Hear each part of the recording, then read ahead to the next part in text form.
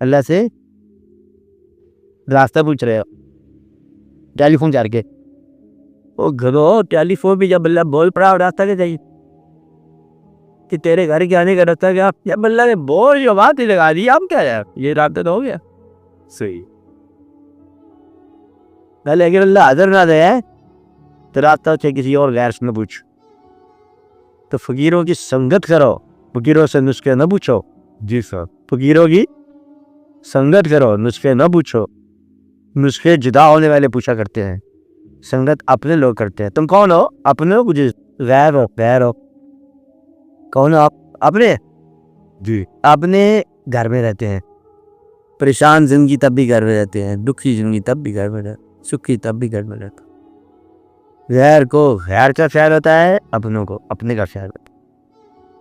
आईने के अंदर सिर्फ अपनी सूरत नजर आती है, दूसरे को उसकी सूरत नजर आएगी। तो मुझसे दूसरा पूछ के खुद आईने के सामने होते हो, नजर कौन आएगा? तुम ही आओगे। कारोबार किसका है? तुम्हारा। नुस्खा कौन बताएगा? तुम ही। फकीर कौन है? जिसके साथ चलो। जी साहब। दाना कौन है? जिससे बचो। वो गधा बना देगा। दाना क्या बनाएगा? गधा में दाना की खूबी है जो तुम्हें बिल्कुल बना दे। दाना की दही वो है, साबित करेगी तुम लोग। हम बना के दिखाते हैं जी। जो साबित कर रहे हैं जो तुम पर दुरुस्त। फकीर क्या है? किसे कहते हैं? जो ये साबित करने में कोशिश करे कि तुम पर अल्लाह की बड़ी मेहरबानी, वो फकीर है। वो दरवेश होता है। कौन दरवेश? जो ये बताए कि तुम पर अल्लाह की मेहरबानी है, तुम पर अल्लाह की नवाजिशें हैं, अल्लाह ने तुम्हें छोड़ा नहीं है, भाई इसे फकीर कहते। दना कहता है जो तुम बेवकूफ़ आदमी हो, तुम क्या आदमी है, तुम भी कोई गंदे हो। ये तो हाँ भाई बात फकीर थी, ठीक कहते हैं। आप बात समझे? दुरुस्त। तो पैगंबरों की शान देखो, इंसानों के कसीदी ब्रांकेट थे और फिर हमने इंसान के लिए कायनात बनाई। ऐसे बात मैं भी बनाता, अल्लाह में तो क्या फलता याद हो रहा है। हमने ज़मीन पर खलीफा बनाया, इस्लाम ने इंसान का ये कसीदा हो रहा है। और हमने दी बेस्ट सूरत बनाई जी। और हमने आसन तकनीम बनाया और हम इस सूरत में खुद रहते हैं और इसके बगैर कायनात अधूरी थी। और हमने जहाँ के हम सहर होता है, बस हमने ज़िंदगी बनाई, तुम्हें बनाया, इंसान की तारीफ करी। कभी कभी जब इंसान छोटा करता है जी, फिर अल्लाह कहता है देखो तुम अपनी तकलीफ पर गौर करो, तो कुछ भी नहीं है। कितनी साथ मायूस नहीं देता, मेरी रहमत रहमत है, तुम कौन हो? बल्कि रहमत लिल आलमीन है सिर्फ।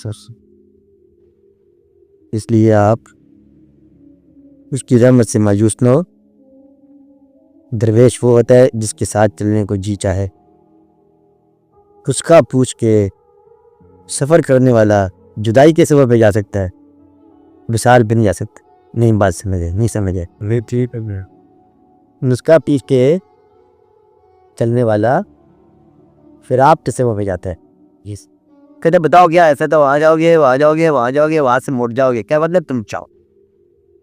तो दूसरे जो साथ ले चले करे क्या होगा? कहते चलते तुम भी जाते चाहते तो बताते जाएंगे भाई ये कौन है, ये विशाल का सफर है, इसमें नुस्खा नहीं बताया जाता। और फुरान के सफर में साथ नहीं देते और नुस्खा ही नुस्खा होता है। तुम कौन हो? नुस्खा के साथ कौन हो?